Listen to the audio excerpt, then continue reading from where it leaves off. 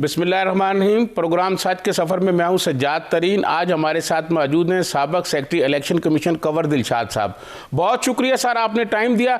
कंवर दिलशाद साहब, इस वक्त हुकूमत जो है ये इसने कहा है कि जी इलेक्शन कमीशन जो है वो रिज़ाइन कर जाए। क्या आप खुद भी सेक्रेटरी रहे हैं, पहले भी कभी ऐसा कोई वाक़या रूनुमा हुआ है कि हुकूमत की तरफ से कहा गया हो कि आप रिज़ाइन कर दें? नहीं, देखा नहीं, ये इस किस्म के मुतालबे हमेशा अपोजिशन की तरफ से तो आते रहे हैं जी। अपोजिशन की तरफ से तो हमेशा हुआ कि अपना इलेक्शन कमीशन मुस्तफ़ी हो जाए, चीफ इलेक्शन कमीशन पर आदमी एतमाद करते रहें। ये तो हमारे इलेक्शन कमीशन की हिस्ट्री है, तारीख है जी। लेकिन हुकूमत की तरफ से, वज़ीर आज़म की तरफ से, सदर ममलकत की तरफ से कभी इस किस्म की डिमांड नहीं आई कि भाई आप इलेक्शन कमीशन जो है वो अपना मुस्तफ़ी हो जाए, या वो घर, लफ्ज़ उन्होंने घर जाने का भी इस्तेमाल किया कि घर चले जाएं जी। तो ये इनको जो है हमने अपनी इस आपकी वसातत से हम ये गुजारिश करना चाहेंगे अपने मोहतरम प्राइम मिनिस्टर साहब से कि जनाब इलेक्शन कमीशन ऑफ पाकिस्तान की जो तश्कील है वो आइन के आर्टिकल 213 के तहत होती है, और जो इलेक्शन कमीशन ऑफ पाकिस्तान को आइन के आर्टिकल 213 का तहफ़्फ़ुज़ हासिल है, तो कोई हुकूमत पाकिस्तान, वज़ीर आज़म, सदर ममलकत वो इलेक्शन कमीशन ऑफ पाकिस्तान को ये नहीं कह सकता, वो आइन के से इनराफ है, आइन से नेगेशन है, नफ़ी की तरफ जाता है रुझान कि आप ये प्राइम मिनिस्टर साहब ये कहें, हुकूमत के चीफ एग्जेक्टिव ये कहें कि आप मुस्तफ़ी हो जाएं, तो ये दुरुस्त नहीं है उनका बयानिया, उनके मुतालबात। और फिर ये देखें कि सारे फेडरल मिनिस्टर भी हैं, वो भी उसी लाइन पर काम कर रहे हैं। इवन यहाँ के कैबिनेट डिवीज़न यानी कैबिनेट में फ़ैसला हुआ कि जो है इलेक्शन कमीशन मुस्तफ़ी हो जाए, जबकि इलेक्शन कमीशन पाकिस्तान तो आइन के आर्टिकल 213 के तहत उसकी तश्कील हुई है। तो उसको तो आप एक तरीक़ाकार है इलेक्शन कमीशन पाकिस्तान के ख़िलाफ़ आर्टिकल 209 के तहत जुडिशनल कमीशन में उनका रेफरेंस जा सकता है, जबकि बाकायदा मिसकंडक्ट के इल्ज़ाम हो या चार्जशीट हो, फिर सदर ममलकत जो है वो जुडिशल कमीशन में भिजवा सकते हैं। अगर कोई ऐसी शिकायत है, उनके पास शवाहिद हैं या सबूत हैं, तो ये तो उनके पास है कि इख्तियारात कि वह सुप्रीम जुडिशल काउंसिल में तो अप्लाई कर सकते हैं। लेकिन सदर साहब ने भी देख के फ़ैसला करना होगा, क्योंकि आगे चीफ जस्टिस पाकिस्तान हैं और चारों हाई कोर्ट के सीनियर जज जो हैं वो उसके मेंबर हैं, वो एक एक चीज़ लम्हा देखेंगे। इस हालात को देखते हुए मैं तो ये हम तो कह सकते हैं कि प्राइम मिनिस्टर पाकिस्तान कोई ज़ेब नहीं देता कि वो चीफ इलेक्शन कमिश्नर और इलेक्शन कमीशन के बारे में आदमी एतमाद करें, मुस्तफ़ी होने का मुतालबा करें और उनके बारे में कुछ जमहूरियत दुश्मन जैसे अल्फाज इस्तेमाल करें, तो ये दुरुस्त नहीं है। लेकिन इलेक्शन कमीशन पाकिस्तान एक आइनी इदारा है, खामोश इदारा है, उसकी खामोश पॉलिसी है, वो तमाम हालात का जायज़ा ले रहे हैं। तो सज्जाद तरीन साहब आज जो सुप्रीम कोर्ट ऑफ पाकिस्तान में डस्का 75 के हवाले से जो डॉक्यूमेंट पेश किए हैं जी, तो वो आपके सामने है। वो बड़े इंतहाई अहमियत के हामिल डॉक्यूमेंट्स हैं। उन्होंने वो 30, 35 या 20, 25 जो प्रिजाइडिंग ऑफिसरों के वेयर अबाउट्स को सियालकोट में कहाँ ठहरे, कैसे गुफ्तगू हुई, सारी गुफ्तगू का रिकॉर्ड जो है वो उन्होंने सुप्रीम कोर्ट ऑफ पाकिस्तान में जमा करवा दिया है। तो अब सुप्रीम कोर्ट ऑफ पाकिस्तान जायज़ा लेने के बाद ही अपना का फैसला करेगा। लेकिन हुकूमत को तो उन्होंने एक किस्म का कि इंतहाई जो है एक आईना दिखा दिया ना, प्रेसिडिंग ऑफिसरों को सियालकोट कैसे चले गए। मैं सर कंवर दिलशाद साहब, मैं डस्का के इलेक्शन पे आऊँगा। आप मुझे ये बताएं कि जिस तरह काबीना ने, आपने खुद कहा काबीना को चेयर प्राइम मिनिस्टर करते हैं और काबीना की तरफ से ये मुतालबा सामने है, तो क्या इलेक्शन कमीशन के पास ये पावर्स हैं कि वो इस पर वो खुद नोटिस ले इनके खिलाफ? इलेक्शन कमीशन ऑफ पाकिस्तान के पास वसी इख्तियारात हैं। उनके पास आइन का आर्टिकल 204 है, जिसमें कंटेम्प्ट का है कि अगर कोई इदारा जो है कोई इस तरीके से उनको तज़हीक करें इलेक्शन कमीशन पाकिस्तान को, तो वो आर्टिकल 204 को वही इख्तियारात हैं जो सुप्रीम कोर्ट ऑफ पाकिस्तान के जजों को है। और इसी तरह के हमारा जो इलेक्शन एक्ट 2017 जो है उसका सेक्शन 10 में बड़े वाज़ेह इख्तियारात हैं इलेक्शन कमीशन पाकिस्तान के पास कि ऐसा कोई शख्स या इदारा या पार्टी इलेक्शन कमीशन की तज़हीक करे, जिनको उसके बारे में वो एक्शन लेने के मजाज हैं, उसकी कई सज़ाएँ भी हैं, उसके बारे में कंटेम्प्ट ऑफ कोर्ट भी लग सकता है। लेकिन यहाँ जो मामला पेश आने का सबसे बड़ी ख़तरनाक आइन की आर्टिकल 63(1) जी है जी। इसमें ये चूँकि इनका जो इख्तियारात हैं, इनका जो प्रोटोकॉल है, इनको जो स्टेटस जो है वो सुप्रीम कोर्ट के जज के बराबर है। तो आपने अगर उनकी तस्दीक कर दी है तो आर्टिकल 63(1)(g ये कहता है कि कोई शख्स अगर अदलिया के जजेस का लफ्ज़ है, जजेस को अगर बुरा भला कहता है, तस्दीक करता है, तनकीद करता है, तो फिर आर्टिकल 63(1)(g के तहत वो नाहिल हो सकता है और उसको 5 साल के लिए वो तमाम मामलात से नाहिल हो सकता है, पार्टी से भी, हर तरह से भी। वो जैसे कि मैं मिसाल दूं आपको कि इसी तरह के लफ्ज़ जस्टिस आसिफ सईद खोसा के बारे में दानियाल अजीज़ ने और तलाल चौधरी ने इस्तेमाल किए थे। तो जस्टिस आसिफ सईद खोसा ने, उस ज़ाहिर है इतने बड़े सीनियर जज थे वो, तो उन्होंने आर्टिकल 63(1)(g के तहत इन दोनों हजरात को 5 साल के लिए नाहिल करार दे दिया था। तो ये तो बहुत बड़ी मिसाल इलेक्शन कमीशन पाकिस्तान के पास मौजूद है। लेकिन मेरा ख्याल यही है, मेरी नाक़िस राय के मुताबिक शायद इलेक्शन कमीशन पाकिस्तान अभी तमाम हालात का जायज़ा ले रहा है, वो इस हद तक वो ना जाएँ। अभी वो खामोशी से करेंगे, इनका कोई जवाब भी नहीं देंगे, वो अपनी खामोशी के साथ अपना काम करते जाएंगे। जैसे मैं मिसाल दी है डस्का के हवाले से, सारा डॉक्यूमेंट्स इकट्ठा कर लिया उन्होंने 3 हफ्तों में। तो मुमकिन है कि वो सारे डॉक्यूमेंट्स तो इकट्ठे कर रहे हों, प्राइम मिनिस्टर की खिताब, कौमी असम्बली में खिताब, प्रेस कॉन्फ्रेंस, और इसके साथ साथ जो है वो कौम से खिताब, वो सारी जितने भी डॉक्यूमेंट्स हैं, ऑडियो वीडियो, वो कैमरा से भी हासिल कर रहे होंगे। वो सारा रिकॉर्ड हासिल करने के बाद तो फिर वो अपने एक जामा किस्म का कम्प्रीहेंसिव जो है वो अपना जवाब देंगे और एक्शन लेने के उनके पास इख्तियारात हैं। नोटिस भी दे सकते हैं, कंटेंट भी लगा सकते हैं और तलब भी कर सकते हैं। कंवर दिलशाद साहब, जब चीफ इलेक्शन कमिश्नर की तैनाती की जा रही थी तो उस वक्त प्राइम मिनिस्टर इमरान खान ने उनकी बहुत तारीफ़ें की। अब उन पर अदम एतमाद किया जा रहा है, इस अमल के बारे में आप क्या कहेंगे? ये बात दुरुस्त है कि प्राइम मिनिस्टर साहब का ही हमारे जो हैं चीफ इलेक्शन कमिश्नर मौजूदा सिकंदर सुल्तान राजा जो हैं वो ब्यूरोक्रेट रहे हैं, मुख्तलिफ सूबों के चीफ सेक्रेटरी भी रहे हैं, फेडरल मिनिस्टर अपने पेट्रोलियम के भी रहे हैं सेक्रेटरी, आखिरी की पोस्टिंग रेलवे के मिनिस्टर सेक्रेटरी रहे हैं। और शेख रशीद उनकी ईमानदारी और दयानतदारी के बड़े मदाह हैं। उन्होंने ख़त भी लिखा था प्राइम मिनिस्टर को, इतना ईमानदार और दयानतदार मैंने अपनी ज़िंदगी में ब्यूरोक्रेट नहीं देखा। वो ख़त भी उन्होंने शेख रशीद ने लिखा था प्राइम मिनिस्टर साहब को। तो ये बात, लेकिन सारे इनके बाद इनका नामजदगी हुई और फिर leader of the opposition Shahbaz Sharif ने आइन के आर्टिकल 213 के तहत इनकी तौसीक कर दी, क्योंकि आइन के आर्टिकल 213 में ये लिखा है कि इलेक्शन कमीशन और चीफ इलेक्शन कमीशन का तकर्रा जो होता है वो leader of the house, leader of the opposition और इसके बाद पार्लिमानी कमेटी करती है।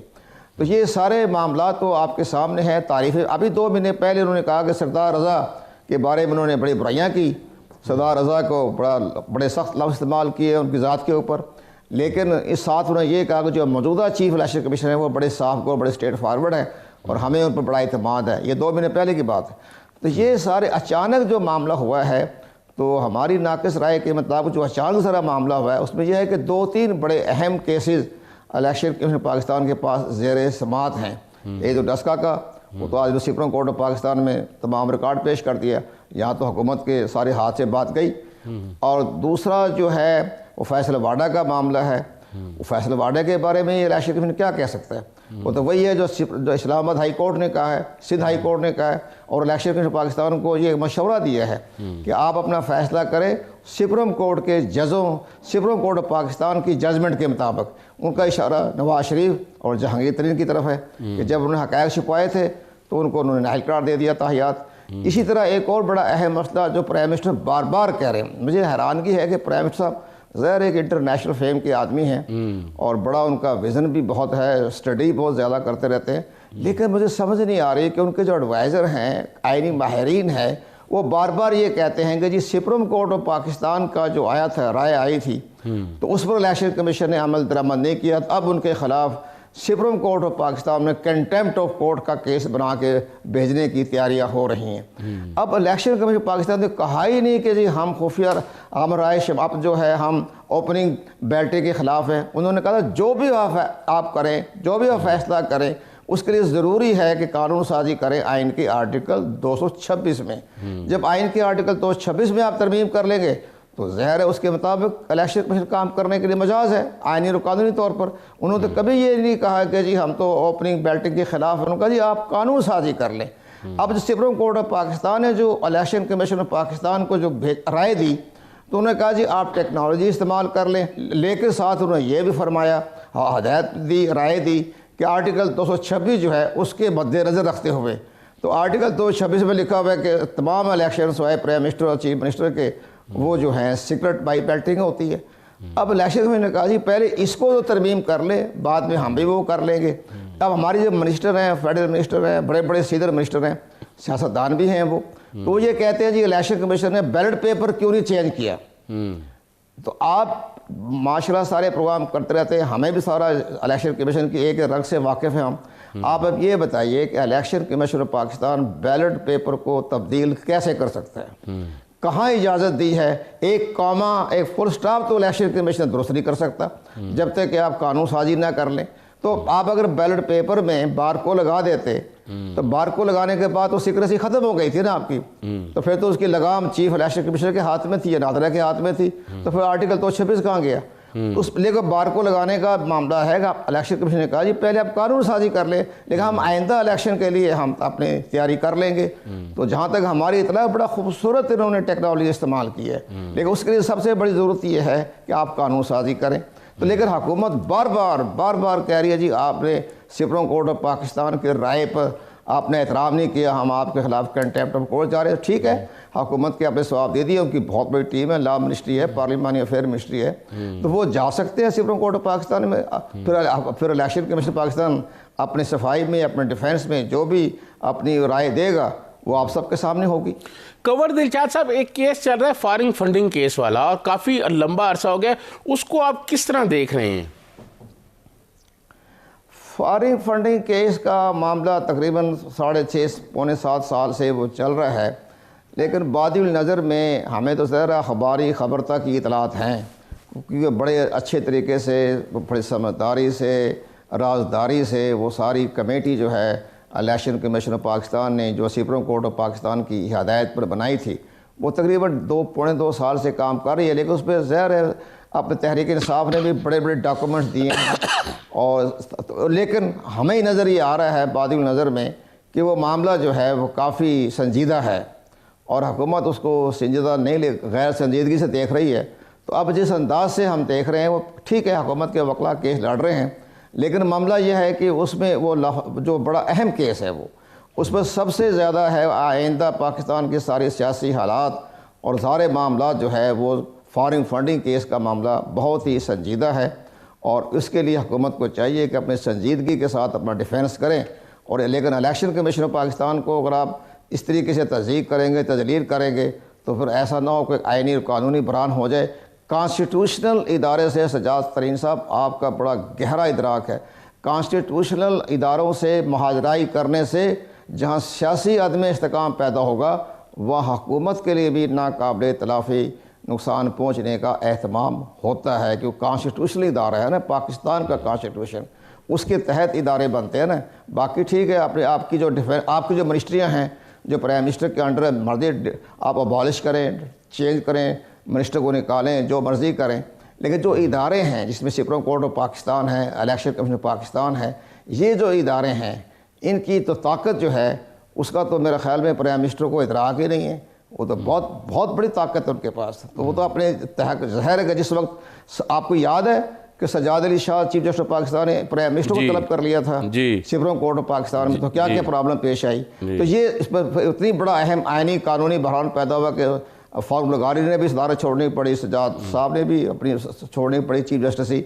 लेकिन मसला यह है कि ये सारे मामला बड़े आइनी कानूनी बहरान हो गए, और उस टाइम की हुकूमत भी कमज़ोर हो गई थी इस मामला के बाद। तो ये सारे मामला ऐसे हो रहे हैं कि इलेक्शन कमीशन पाकिस्तान को तो प्राइम मिनिस्टर के कहने पर तहलील नहीं किया जा सकता, इस्तीफ़ा नहीं दिया जा सकता, उनका तो एक कानूनी प्रोसीजर है। तो ये है, लेकिन बहरहाल फॉरेन फंडिंग केस मेरी नाक़िस राय के मुताबिक मामला काफ़ी हद तक संजीदा है। कंवर दिलशाद साहब, यहाँ एक वक्त हुआ है ब्रेक का, ब्रेक से वापस आएंगे तो आपसे मज़ीद गुफ्तगू जारी रखेंगे। यहाँ वक्त हुआ एक ब्रेक का।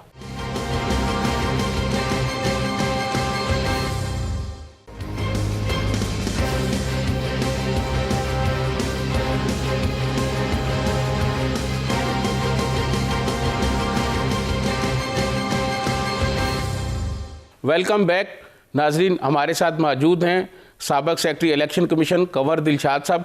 कंवर दिलशाद साहब, आप इलेक्शन रूल्स और इलेक्शन के अमल के हवाले से आप एक अथॉरिटी हैं। आप ये बताएं कि क्या किया जाए ताकि पाकिस्तान में जो इलेक्शन का अमल है वो शफाफ हो और जीतने वाला भी माने और हारने वाला भी माने। जनाब, इस पर बड़ी इंतखाबी इस्लाहत के बारे में प्राइम मिनिस्टर पाकिस्तान ने एक बहुत बड़ा अहम फ़ैसला किया है, बड़ा खुश आइंद है। और उन्होंने स्पीकर कौमी असम्बली की सरबराही में एक इंतखाबी इस्लाहत कमेटी का क़याम करने की तजवीज़ पेश की है और असद कैसर साहब भी इस पर काम कर रहे हैं।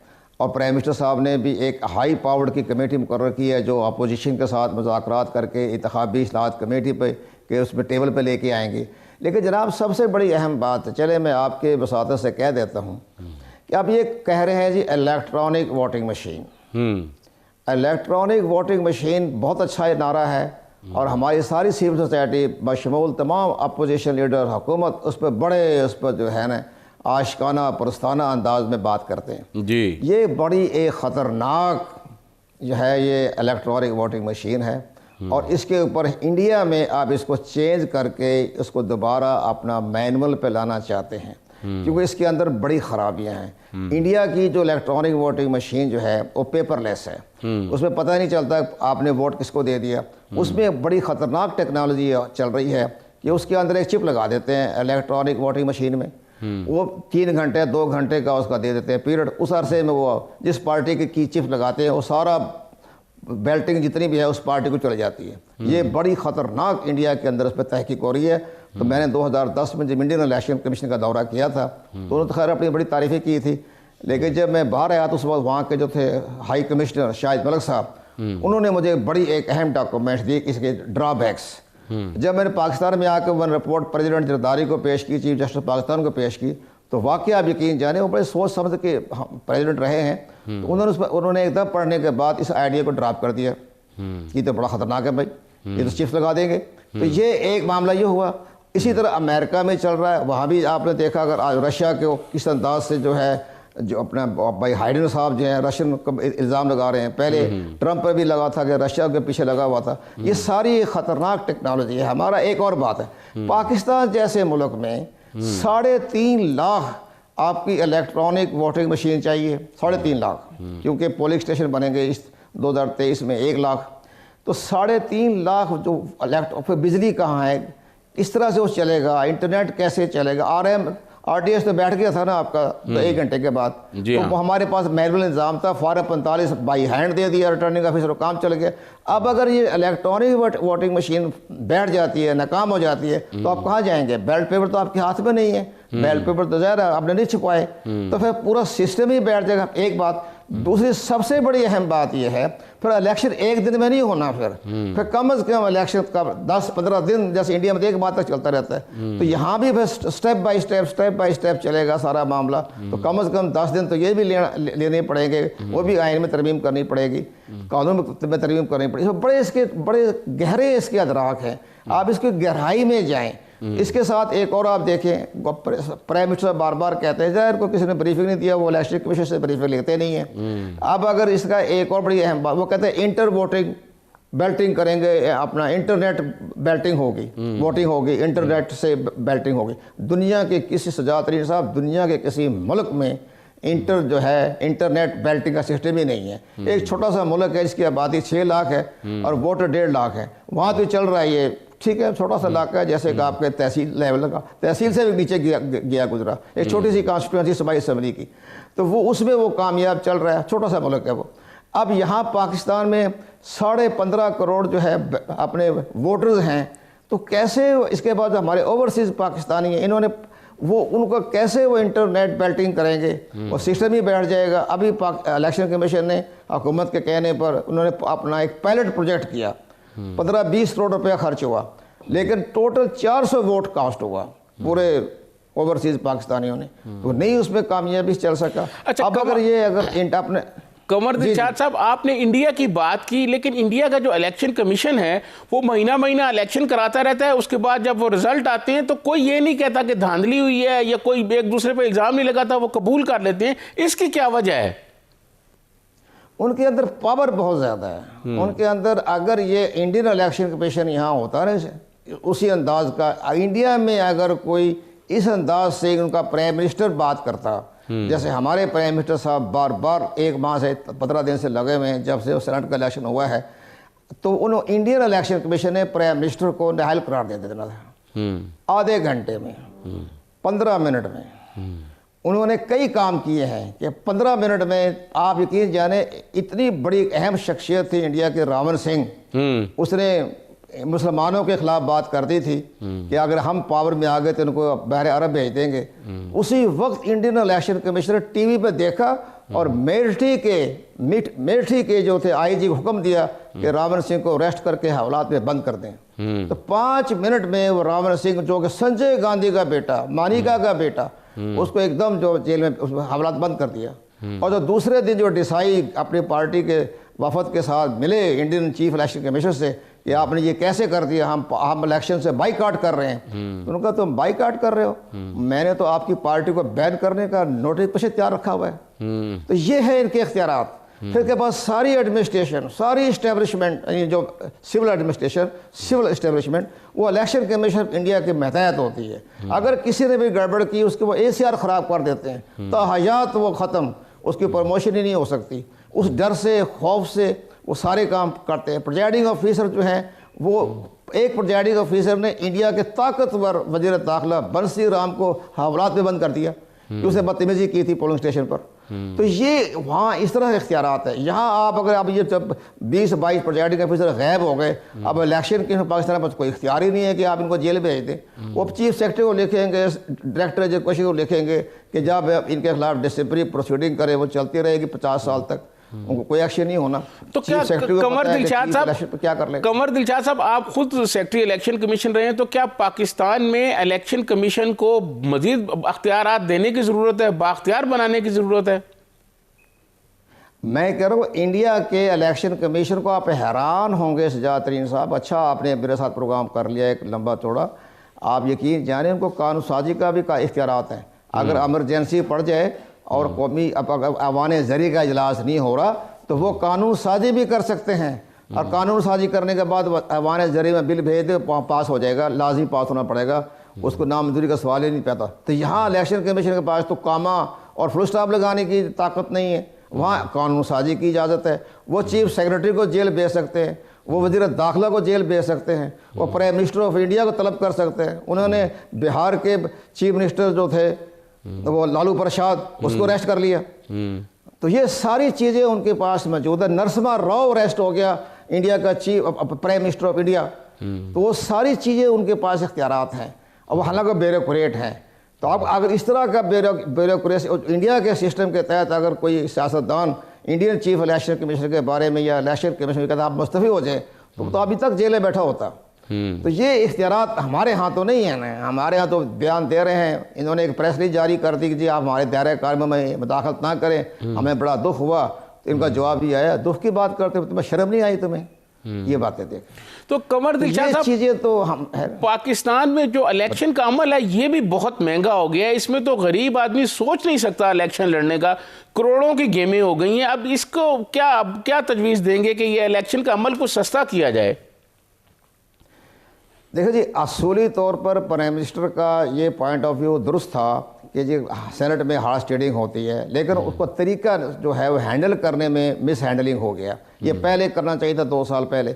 अब जहाँ तक आपके इलेक्शन एक्सपेंसेस का मामला होता है, ये आप दुरुस्त फरमा रहे हैं। ये इसके बारे में ये होता है कि ठीक है वो 40 लाख या 20 लाख की एक नाम निहाद की शर्त है, लेकिन ये इस पर इलेक्शन कमीशन पाकिस्तान जो है अपना करना चाहे तो अपने इख्तियार को इस्तेमाल करना चाहें तो जो रिटर्निंग ऑफिसर है उससे रिपोर्ट लें, खर्चा बिल बोर्ड हर तरह से वो कर सकता है। ये इलेक्शन कमीशन पाकिस्तान को इख्तियारात हैं, इस इख्तियारात पर उन्होंने अमल दरामद करना चाहिए। ये इख्तियारात उनके पास मौजूद हैं जो किसी को डिस्क्वालीफाई कर सकते हैं, लेकिन वो मोहताज होते हैं रिटर्निंग ऑफिसर के। रिटर्निंग ऑफिसर रिपोर्ट पेश करें, जहाँ जी ने उन्होंने इलेक्शन बहुत खर्च किए हैं तो कार्रवाई कर सकता है।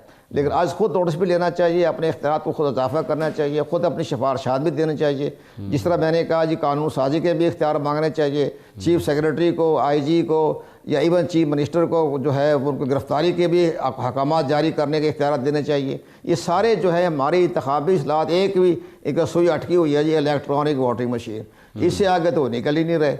इख्तियार उन्होंने देने नहीं है चीफ इलेक्शन कमिश्नर को या इलेक्शन कमिश्नर पाकिस्तान को। तो ये सारी चीज़ें बहुत बड़ा एक इंतखाबी पैकेज चाहिए, और हमारी जो अपोजिशन है उनको भी ठंडे दिल से मुखालफत प्राय मुखालफत ना करें, बैठ कर अपनी तजवीज़ दें। अब आप हैरान हो गए सजाद तरीन साहब कि इसहाक डार साहब की सरबराही में जो कमेटी बनी थी 26 महीने चलती रही, कोई काम नहीं किया।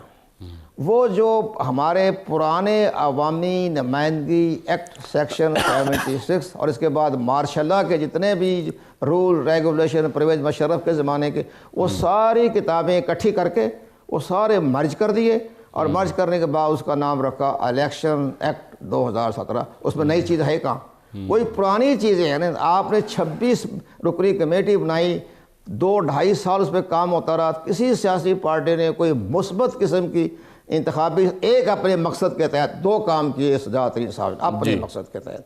जो सारा मामला, पहला नंबर नॉमिनेशन पेपर को एक सादा कागज मुकर जो 15 पेज का सेल्फ कंटेंट डॉक्यूमेंट था, ख़त्म कर दिया अपने मफाद में, जो बाद में supreme court of Pakistan Saqib Nisar ने उसको बहाल किया। दूसरा ख़त्म नबूवत, मैं जो इस पर लिखा मैं हल्फिया बयान करता हूँ कि मैं ख़त्म नबूवत पर यकीन रखता हूँ, हल्फिया की जगह काट के कर दिया, इकरार करता हूँ। अब ये पूछे जैद अहमद साहब से कि तुम्हें क्या तकलीफ थी भाई? उस पर सारे मुल्क में बहस हो गई, फैज़ाबाद बंद हो गया, क्या क्या आपके सामने आपको देखा, क्या मुल्क के अंदर ज़हनी इंतशार पैदा हो गया। और हमारे सदर साहब जो थे दस्तखतबाज ममनून हुसैन साहब, उसने भी दस्तखत कर दिए। कौमी असम्बली में भी बहुत बड़ी डिबेट के बाद वो बिल पास करवा लिया जल्दबाजी में। लेकिन एक काम आप ये बताइए कि 2.5 साल तक काम किया, तो ये इंतखाबी इस्लाहत करनी थी कि आपने नॉमिनेशन पेपर चेंज कर दिया और बाद में अच्छा किया, बड़ा क्रेडिट जाता है जस्टिस साकिब निसार को। बल्कि जस्टिस साकिब साहब ने इतना सख्त कर दिया, सजाद तरीन साहब वो बना नॉमिनेशन पेपर उस पर कहा जी आप बाकायदा एफिडेविट कराएं और ऑथ कमिश्नर से अटैच करवाएं और इसकी copy supreme court of Pakistan में जमा करवाएं। अगर किसी ने इसकी खिलाफ वर्जी की तो हम उसको ताहियात नाहल करार दे देंगे, इसकी बना पर फैसला बाडा केस चल रहा है। तो ये सारा मामला जो है, सब चीज़ें होनी चाहिए बैठ के तसल्ली से, ठंडे दिल से। इंडिया के हमें स्वीडन अमेरिका से क्या लेना देना है?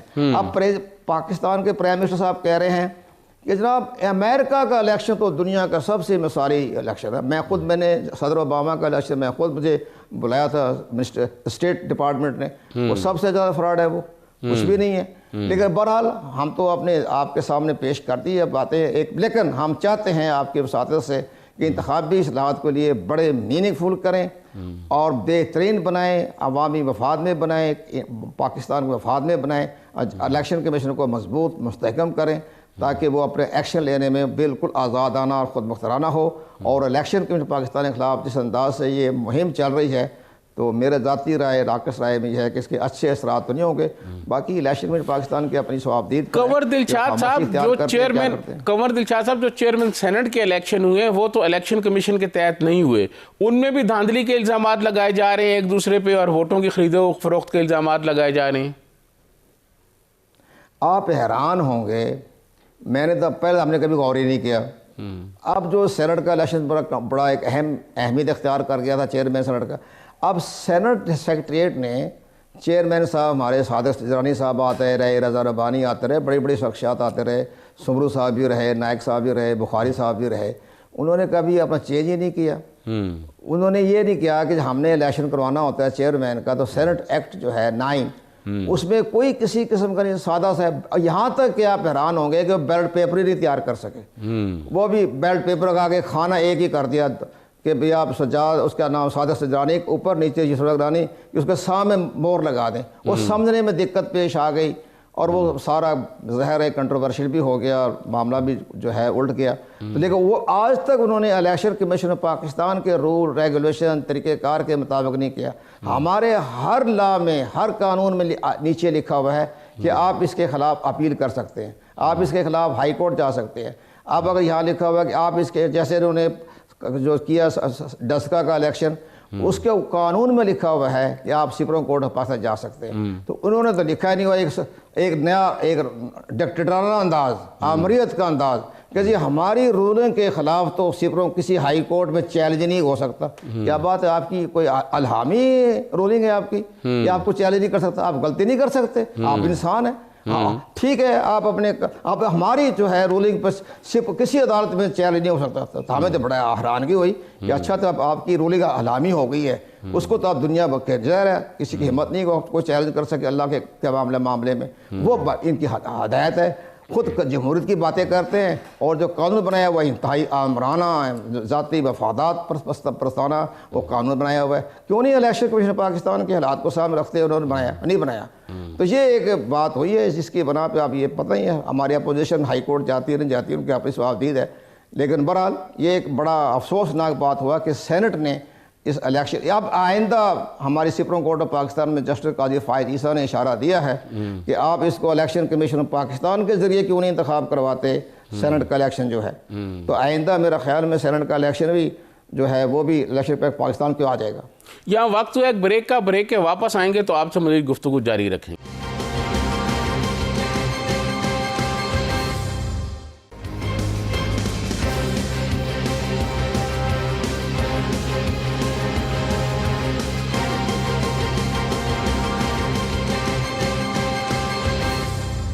वेलकम बैक नाजरीन, हमारे साथ मौजूद हैं आज साबिक सेक्रेटरी इलेक्शन कमीशन जनाब कंवर दिलशाद साहब। उनसे इलेक्शन के अमल के हवाले से बात हो रही है, इलेक्शन में धांधली के हवाले से बात हो रही है। कंवर दिलशाद साहब, ये जो फैसल वाडे वाला जो केस है, इसे आप क्या देख रहे हैं, इसके मंतकी अंजाम को आप कैसा देख रहे हैं? देखा जी, बात यह है कि देखो ना जी, इलेक्शन कमीशन पाकिस्तान की आप मजबूरी समझ लें, कमज़ोरी समझ लें, बेबसी समझ लें कि ये 2 साल से ये भी केस चल रहा है, वो कभी पेश नहीं हुए, अपने वकला आए कभी गैर हाज़िर नहीं आए, बार बार नोटिस, इवन कि उन्हें इस्लामाबाद हाई कोर्ट वो नहीं गए, वहाँ भी आखिर में जाके वो 3 मार्च को गए। तो हम ये समझ रहे हैं कि इलेक्शन कमीशन पाकिस्तान ने इसका फ़ैसला जो करना है वो जैसे कि इस्लामाबाद हाई कोर्ट ने अपने रिमार्क्स दिए हैं कि हमारी नज़र में, मतमा नज़र में ये इस पर इन्होंने हक़ायक़ छुपाए हैं, बदनीति की है, झूठ बोला है। तो इस पर election commission Pakistan supreme court of Pakistan की तमाम जजमेंट को देखते हुए फ़ैसला करें। तो सुप्रीम कोर्ट ऑफ पाकिस्तान की जजमेंट वाज़ह है, क्लियर है कि जिसमें उन्होंने अपने जस्टिस सईद खोसा ने प्राइम मिनिस्टर नवाज शरीफ साहब को डिस्क्वालीफाई किया अकामा छुपाने पर, और जहांगीर तरीन को लंदन की जद्दा छुपाने पर तो उनको ताहियात करार दे दिया। तो वो मेरा ख्याल है ज़ाती तरफ यह है कि उसी सुप्रीम कोर्ट के फ़ैसले की रोशनी में ही इलेक्शन कमीशन पाकिस्तान ने फ़ैसला करना है। अच्छा कंवर दिलशाद साहब, ये जो इलेक्शन का अमला है जो मुख्तलिफ पोलिंग बूथ पे काम करता है, ये इलेक्शन वाले दिन ही उनको बुलाया जाता है या एक आधे दिन पहले उनको बुलाया जाता है? ये मुख्तलिफ डिपार्टमेंट से आता है। तो क्या ये अमला कोई इलेक्शन कमीशन के मतहत होना चाहिए, उनका अपना अमला होना चाहिए, या ये जो जिस तरह चल रहा है काम ये ठीक चल रहा है? नहीं देखिए जी, अपना स्टाफ तो वो नहीं रख सकते ना। आप ये देखें कि कम से कम 15 लाख का स्टाफ पड़ता है। अब 15 लाख का स्टाफ जो होता है उसकी ज़्यादा जो है उसकी वो करता है महकमा तालीम, महकमा सेहत, रेवेन्यू डिपार्टमेंट, उनके तमाम डिपार्टमेंटों से लोग आते हैं। लेकिन इनकी लगाम हाथ में पकड़ने के लिए इलेक्शन कमीशन पाकिस्तान के पास ये इख्तियार होना चाहिए कि अगर ये मिसकंडक्ट करते हैं, को टेम्परिंग करते हैं, तो इनको इलेक्शन कमीशन पाकिस्तान बराह रास्त इनके ख़िलाफ़ एक्शन ले सकता है। अब ये नहीं होगा कि अगर कोई प्रिजाइडिंग ऑफिसर किसी महकमे का है, अगर वो गलत काम कर रहा है, टेम्परिंग कर रहा है, हालात ख़राब कर रहा है, तो उसके ख़िलाफ़ आप चीफ सेक्रेटरी को लिखें या डायरेक्टर एजुकेशन को लिखें या सेक्रेटरी एजुकेशन को लिखें, और वो केस चलते रहते हैं, कभी उसका रिज़ल्ट सामने नहीं आया। तो वो इख्तियारात दे दिए जाएँ, और साथ ये भी इख्तियारात दे दिए जाएँ कि जिस कॉन्स्टिट्यूंसीज़ में रिटर्निंग ऑफिसर जो है, जिस कॉन्स्टिट्यूंसी उसके हल्के में या पोलिंग स्टेशन के कोई गड़बड़ होती है, फिर रिटर्निंग ऑफिसर जवाबदेह है। तो फिर रिटर्निंग ऑफिसर जवाबदेह बनेगा तो वो अपनी इंतज़ामिया से, पुलिस से, हर जगह से कर लेगा। लेकिन तीसरी बड़ी अहम बात यह है सज्जाद तरीन साहब कि जनाब आर्मी की मामनत के बग़ैर पाकिस्तान में इंतखाबात साफ शफाफ लॉ एंड ऑर्डर की सूरत हाल को देखते हुए नहीं हो सकते। और डस्का के इलेक्शन ये साबित कर दिया है कि हमारी आर्मी को पोलिंग स्टेशन के अंदर और बाहर होना चाहिए। इसके बगैर इलेक्शन में अमन व अमान क़याम रखना पुलिस के बस में नहीं होगा। ये डस्का के जो इलेक्शन है कंवर दिलशाद साहब, वो तो ऐसे लगता है कि जैसे इंतजामिया जो है वो बेबस है। चीफ इलेक्शन कमिश्नर रात को फ़ोन कर रहे हैं, ना आईजी फ़ोन अटेंड कर रहे हैं, ना चीफ सेक्रेटरी फ़ोन अटेंड कर रहे हैं, और ऐसे लगता है जैसे चीफ इलेक्शन कमिश्नर भी बेबस है। बिल्कुल, ये तो चीफ इलेक्शन कमिश्नर ने अपनी बेबसी का इज़हार किया है ना। उन्होंने जो सुप्रीम कोर्ट ऑफ पाकिस्तान में जो दाखिल कराया है अपना जवाब, वो यही कहा है ना कि हमारा चीफ सेक्रेटरी से रात को 4 बजे 3 बजे बात हुई, इसके बाद उन्होंने कोई कार्रवाई नहीं की जब हमारे प्रिजाइडिंग ऑफिसर गायब हो गए थे। इसी तो सारी रिपोर्ट जो है सुप्रीम कोर्ट में पेश हो गई है। तो मेरा ये ख्याल है कि अब सुप्रीम कोर्ट ऑफ पाकिस्तान जो डस्का के बारे में जो अपना जजमेंट देगी, बड़ी अच्छी, बहुत अच्छी, एक एग्रेसिव किस्म की, प्रोग्रेसिव किस्म की जजमेंट आएगी इंशाल्लाह। उसमें ये सारे चीफ सेक्रेटरी को भी बुला लेंगे वो कि आपने क्यों नहीं चीफ इलेक्शन कमिश्नर का फ़ोन अटेंड किया, आईजी को भी तलब कर लेंगे।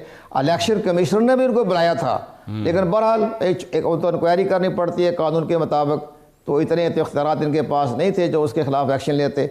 लेकिन अब सुप्रीम कोर्ट ऑफ पाकिस्तान जो है वो तमाम हालात का जायज़ा लेने के बाद एक पॉलिसी जजमेंट जारी करेगी, जिससे इलेक्शन कमीशन पाकिस्तान और मजबूत हो जाएगा आइंदा के लिए। तो कंवर दिलशाद साहब, क्या पाकिस्तान में इलेक्शन शफाफ बनाने के लिए और इलेक्शन कमीशन को बाख्तियार बनाने के लिए इंडिया के जो इलेक्शन रूल्स हैं हम उनको देख सकते हैं, उनसे कोई फ़ायदा उठा सकते हैं? मैं तो बार बार कह रहा हूँ कि जहाँ इंडिया के, जहाँ उनके इख्तियारात वसी हैं रिटर्निंग ऑफिसर के बारे में, सूबाई गवर्नमेंट के बारे में, उनकी जो यूनियन गवर्नमेंट कहलाती है, हमारे यहाँ वफाकी होती है, उनकी यूनियन गवर्नमेंट होती है, तो उनके बारे में जो जो उनके ताकत दी गई है उसको मद्देनज़र रखें, उनको कानून साजी की इजाज़त दें, वो उनको पार्टी को करदम करने के इख्तियारात दिए जाएँ। जैसे इंडिया में है कि जो पार्टी अगर मुल्क की सेकुलर स्टेट के ख़िलाफ़ काम करती है उसको बैन कर सकते हैं। तो वो सारी चीज़ें उनके पास इख्तियारात हैं, आप उसका फ़ायदा उठाना चाहिए, इस्तेफ़ादा लेना चाहिए। लेकिन सजाती साहब, बात यह है कि बाज़ शख्सियात से इदारे बनते हैं। अब जो इंडिया का जो चीफ इलेक्शन कमिश्नर है वो जिस तरह अंदाज से वो अपने ये जो है अपना मोदी का अलाकार बना हुआ है, उसने सारा उसका इंडिया के इलेक्शन कमीशन का मलिया मेट कर दिया, मिट्टी प्लीत मिला दी। तो ये तो भाई शख्सियात के बारे में होता है। इंडिया के पहले अच्छे आते रहे, उन्होंने सब कुछ हिला के रख दिया। अब जो मौजूदा है वो मुसलमानों पर ज़्यादती हो रही है, मुसलमानों को वोट ही कास्ट करने दिए जा रहा, तो इंडियन इलेक्शन कमीशन खामोश बैठा हुआ है। कश्मीर में नाम निहाद इलेक्शन करवा रहा है। अब ये चीज़ें, अब इंडिया का भी वो इलेक्शन इतना नहीं रहा जिस पर हम फ़ख्र के साथ कह सकें, वो भी अब मोदी का आलाकारी बना हुआ है। तो ये सारी चीज़ें हमें सब चीज़ देखते हुए एक बड़ी अच्छी पॉलिसी बनाएं, और हमें जो बड़े बड़े माहिरीन हैं पाकिस्तान के, कॉन्स्टिट्यूशनल माहिर हैं, उनको बुलाएं और सियासी जमातों को बुलाएं, उनसे पूछें, क्योंकि सियासतदान बड़ा, उनके पास सब कुछ इदराक होता है। तो ये सारी चीज़ें देखने के बाद आप कर सकते। लेकिन एक बात सजात अली साहब, ये तजुर्बा नाकाम हो गया है। वो तजुर्बा ये नाकाम हो गया है आपका कि एक दिन में इलेक्शन, सूबाई असम्बली कमीशन नहीं। इसके लिए आपको पुराना सिस्टम जो था 97 से पहले, वो आपको 3 दिन के या 5 दिन के वक्फे के बाद आप सूबाई असम्बली का इंतखाब करवाए। एक दिन में आप इंतखाब करवाना जो है वो अब इलेक्शन कमीशन पाकिस्तान के बस में नहीं रहा। जैसे इंडिया में तो चलता है 1 महीना तक, कम अज़ कम हमारा 2-3 दिन का 5 दिन का वक्फा दे दें। तो अब ये मामला है, ये बहुत ज़रूरी है। आप इनकी मजबूरी है, ये नहीं करा सकते एक दिन में एक इलेक्शन। तो ये इसी तरह से 3 दिन का 5 दिन का वक्फा होना चाहिए। तो क्या ये इलेक्शन कमीशन की कैपेसिटी जो है उसको बढ़ाकर, तो उनका एतमाद बहाल करके, तो ये किया जा सकता है कि आप पहले आप एक दिन में कौमी असम्बली कराएं, फिर अगले दिन जो है आप, या 2 दिन बाद आप सूबाई असम्बलियों के कराएं जैसे पहले होते थे? इसमें तो कोई आइन की 2/3 मेजॉरिटी की ज़रूरत ही नहीं है। ये तो सिंपल मेजॉरिटी में एक्ट बन जाएगा, रूल में बन जाएगा। इसमें जनाब पहले भी तो 97 से पहले जो वो भी तो इलेक्शन जो थे वो सूबाई असम्बली में 3 दिन के बाद होते थे। पहला कौमी असम्बली का हो गया, मतलब मिसाल के तौर पर 77 का इलेक्शन हुआ, 7 मार्च को कौमी असम्बली का, 10 मार्च को आपका सूबाई असम्बली का, 7 दिसंबर 70 को कौमी असम्बली का, और इसके बाद 17 दिसंबर 10 दिन के बाद उन्होंने सूबाई असम्बली का करवा दिया। तो ये पहले हमेशा 3 दिन का वक्फा रहा, 70 से लेकर आपके 93 तक वो जो इलेक्शन होते रहे वो 3 दिन का वक्फा था। ये सदर फारूक खान लगारी साहब ने इसको जो एक दिन में इलेक्शन करवाने की एक पता नहीं क्या उनके जहन में था, उन्होंने एक दिन का इलेक्शन करवाया। उस वक्त के चीफ इलेक्शन ने मुखालफत भी की सरदार फ़खर आलम ने, लेकिन बहरहाल उन्होंने एक आर्डिनेंस जारी कर दिया। जिसके तहत इलेक्शन एक दिन में करवाया गया। ये तो ये इस तरह ये सारे ये कंवर दिलशाद साहब, ये एक दिन इलेक्शन कराने की क्या मतलब ज़रूरत थी, या इसको इस तरह कानूनी शक्ल देने की क्या ज़रूरत आन पड़ी थी? हाँ, ये एक तारीखी जुमला आपने कह दिया। फारूक लगारी साहब की बदनीति थी। फारूक लगारी ये समझते थे कि अगर कौमी असम्बली का इलेक्शन के 3 दिन के बाद सूबाई असम्बली का हुआ और बेनज़ीर को कोई सीट ना मिली और उसने सूबाई असम्बली का बाइकाट कर दिया, तो फिर सारा सिस्टम जो है वो धर्म भरम हो जाएगा। तो उसने उस बेनज़ीर की ताकत को रोकने के लिए उन्होंने एक दिन किया था। ये मेला फाइट था। हमने हमारे उस वक्त के चीफ इलेक्शन कमीशन ने बड़ी मुखालफत की थी, लेकिन उनकी बात नहीं मानी, आर्डिनेंस जारी हो गया। तो ये इमराज खालिद साहब की कोशिशों से हुआ है। ये इमराज खालिद साहब बड़े, जिससे आप लोग कहते हैं बड़ा जमहूरी पसंद का आदमी था वो तो वो सारी चीज़ें उसकी वजह से हुआ। ये उसने करवाया ये कि एक दिन में करवा दें इलेक्शन, ताकि बेनज़ीर का रहा जो एक बाइकाट का, जैसे आपको याद है कि 7 मार्च को इलेक्शन हुआ तो कौमी इत्तेहाद ने 10 मार्च को इलेक्शन को बाइकाट कर दिया, तो कोई भी नहीं गया पुलिस स्टेशन पर। तो ये चीज़ ऐसा उस खौफ की वजह से रोका इन्होंने। तो अब आपके ख्याल में क्या इसको फिर दोबारा अलग-अलग अगर कर दिया जाए तो धांधली के इम्कानात भी कम हो जाएंगे और ज़रा बेहतर तरीके से इलेक्शन हो सकेगा? तो सारी मशीनरी आप ये देखें ना, सारी सूबाई गवर्नमेंट की मशीनरी, सारा मामला जो होता है वो एक दिन में करवाने से इसका फ़ायदा भी है। इसका फ़ायदा, सियासी फ़ायदा ये है कि जो आवाम ये महसूस करती है अगर कौमी असम्बली में कोई मेजॉरिटी ले जाती है तो फिर आवाम ये महसूस करती है कि भाई फिर सूबाई असम्बली में उनको मेजॉरिटी दे दें, ताकि अब ये तो हुकूमत में आ गए फेडरल गवर्नमेंट में। तो वो उसको रोकने के लिए आप ये कह सकते हैं कि आप कौमी असम्बली का इलेक्शन करवा दें, उसका रिज़ल्ट रोक लें और उसका 3 दिन के बाद सूबाई असम्बली का करवा दें, फिर इकट्ठा रिज़ल्ट जो है वो आवाम को पेश कर दें, गज़ट नोटिफिकेशन कर दें। लेकिन एक दिन जो कौमी असम्बली वाला इलेक्शन को आप ना ज़ाहिर करें, उसको रोक दें और इसके बाद आप करें, ये तरीका इख्तियार किया जा सकता है। कंवर दिलशाद साहब, प्राइम मिनिस्टर इमरान खान तो ये भी कहते हैं कि सेनेट का इलेक्शन जो है वो बराह रास्त करा लिया जाए। इतने बड़े मुल्क में ये मुमकिन हो सकेगा?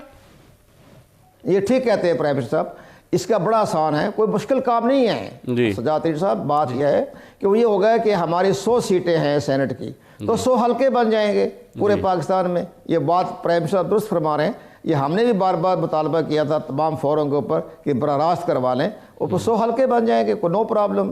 पूरे पाकिस्तान में 100 हल्के बन गए। आप इंडोनेशिया में जाएँ, इंडोनेशिया में बराह रास्त इंतखाब होता है सेनेट का। इसी के बाद थाईलैंड में 100 सीटें हैं, वहाँ भी बराह रास्त इंतखाब होता है। मैंने खुद जाके सेनेट का इलेक्शन मैंने ऑब्जर्व किया, थाईलैंड का मैंने किया, इंडोनेशिया का मैंने सदारती इलेक्शन को भी कवर किया, इसके बाद ये सेनेट का भी देखा।